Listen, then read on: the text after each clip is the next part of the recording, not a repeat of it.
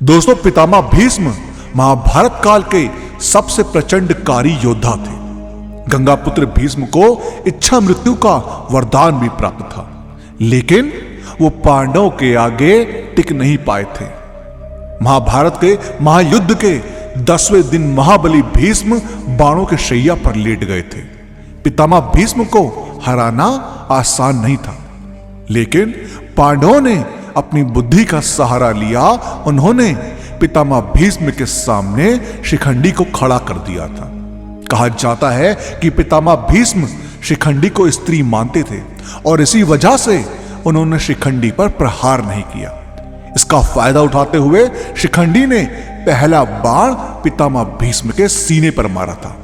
उसके बाद एक एक करके पांडवों ने तीर चलाना शुरू कर दिया, जिसकी वजह से भीष्म अनगिनत तीरों से छलनी हो गए और बाणों की शैया पर लेट गए। अब यह सारा मंजर देखकर पितामह भीष्म के भाई को बहुत ज्यादा क्रोध आया। पितामह भीष्म के भाई को इस बात का बहुत दुख पहुंचा और उन्होंने पांडवों से बदला लेने की सोची। जब वह युद्ध के मैदान पर पहुंचे तो उन्हें देखकर पांडवों के साथ साथ भगवान श्री कृष्ण भी हैरान रह गए। तो आखिर कौन थे पितामह भीष्म के वो भाई जिन्होंने कुरुक्षेत्र के युद्ध में खलबली मचा दी थी और पांडवों की सेना को तहस नहस कर दिया था? पितामह भीष्म के भाई ने आखिर कैसे पांडवों से अपने भाई की मृत्यु का बदला लिया? तो आइए जानते हैं, लेकिन वीडियो में आगे बढ़ने से पहले हमारे चैनल को सब्सक्राइब अवश्य करें और बेल आइकन जरूर दबाएं और साथ ही कमेंट बॉक्स में जय श्री कृष्णा अवश्य लिखिएगा। दोस्तों, पितामह भीष्म के पिता और हस्तिनापुर के महाराज शांतनु 3 भाई थे। उनके बड़े भाई का नाम देवापी और छोटे भाई का नाम वालिका था। अब महाराजा शांतनु के बड़े भाई देवापी ने संन्यास ले लिया था, इसलिए शांतनु को हस्तिनापुर का महाराज बनाया गया था और उनके छोटे भाई वालिका को किसी दूसरे देश का राजा बना दिया गया था। अब ऐसा माना जाता है कि वालिका जिस देश में राज करते थे वह आज के कश्मीर के निकट स्थित है। अब वालिका अपने बड़े भाई शांतनु की तरह वीर थे और उनका बेटा सोमदत्त अपने भतीजे भीष्म के समान वीर और बलवान था।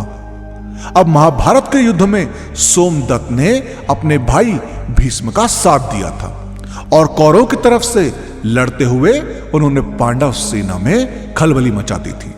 अब वहीं दूसरी तरफ पांडव सेना से सात्यकी सोमदत्त को पूरी टक्कर दे रहा था। सात्यकी ने कौरव की बड़ी सेनाओं और बड़े से बड़े योद्धा को परास्त करना शुरू कर दिया था। गुरु द्रोण, अश्वत्थामा और कर्ण जैसे महावीर योद्धा भी सात्यकी से हार गए थे। अब ऐसी स्थिति में सात्यकी का सामना सोमदत्त से हुआ। महाभारत के द्रोण पर्व के 161वें अध्याय के अनुसार दोनों योद्धाओं के बीच बाणों से घमासान युद्ध हुआ था। दोनों एक दूसरे को बराबर मात्रा में घायल करते जा रहे थे। सोमदत्त ने अर्धचंद्राकार बाण से सात्यकी के विशाल धनुष को काट दिया था और उस पर 25 बाणों का प्रहार किया। सोमदत्त ने सात्यकी पर पुनः 10 बाण चलाए और सात्यकी को घायल कर दिया। अब वहीं जवाब में सात्यकी ने भी 5 बाण मारे और सोमदत्त का ध्वज काट दिया। अब सोमदत्त के वार से क्रोधित होकर सात्यकी ने 100 बाण मारे और वहीं दूसरी तरफ सोमदत्त ने अनगिनत बाण चलाए और अपने बाणों से सात्यकी को निरस्त कर दिया। अब यहां सात्यकी की हार निश्चित थी। सात्यकी सोमदत्त के अगले प्रहार से मारे जाने वाला था, लेकिन तभी बीच में भीम ने दखल अंदाजी कर दी। भीम ने सोमदत्त पर अपनी गदा से प्रहार किया। इसके बावजूद भी सोमदत्त को कोई असर नहीं हुआ। अब सात्यकी वहीं पर घायल पड़ा रहा और इधर भीम और सोमदत्त के बीच भयंकर युद्ध छिड़ गया।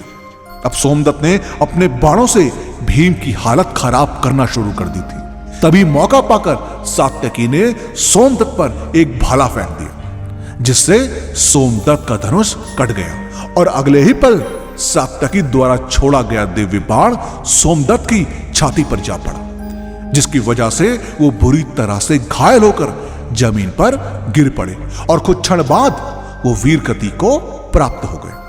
अब सोमदत्त भले ही मारे गए, लेकिन उनका पुत्र भूरिश्रवा अभी भी जिंदा था।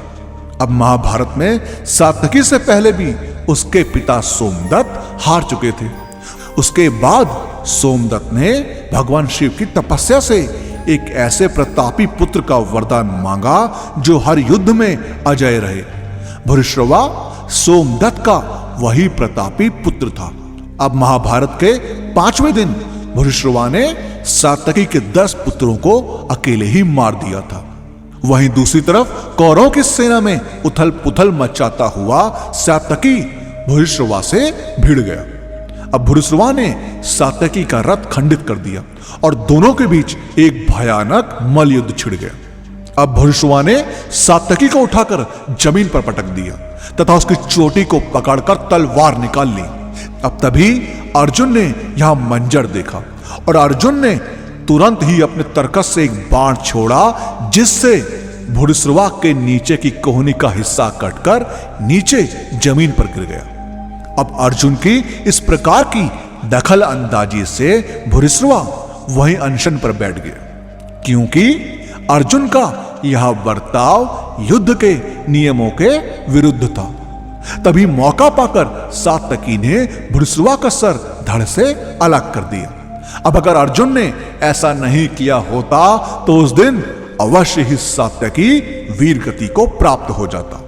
अब महाभारत के इस युद्ध में सोमदत्त के बेटे और पोते ने हिस्सा नहीं लिया था, बल्कि उनके पिता वालिका इस युद्ध में शामिल हुए थे। अब वालिका कुरुक्षेत्र के युद्ध में अपने पुत्रों और पौत्रों सहित कौरव पक्ष की ओर से लड़ रहे थे।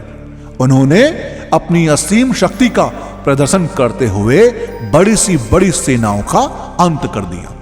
अब राजा वालिका ने बूढ़े होते हुए भी युद्ध भूमि पर अपनी वीरता का अद्भुत प्रदर्शन किया। वृद्धावस्था में होते हुए भी उन्होंने महाभारत के 18 दिनों में से 14 दिनों तक लगातार युद्ध किया था। वालिका एक बूढ़े शेर की तरह पांडवों पर बरस पड़े थे। कोई भी पांडव योद्धा उनको रोकने में सक्षम नहीं हो पा रहा था। तभी उनकी टक्कर महाबली भीमसेन से हुई। महाभारत के युद्ध में 14वें दिन वालिका भीमसेन के हाथों वीर गति को प्राप्त हो गए थे।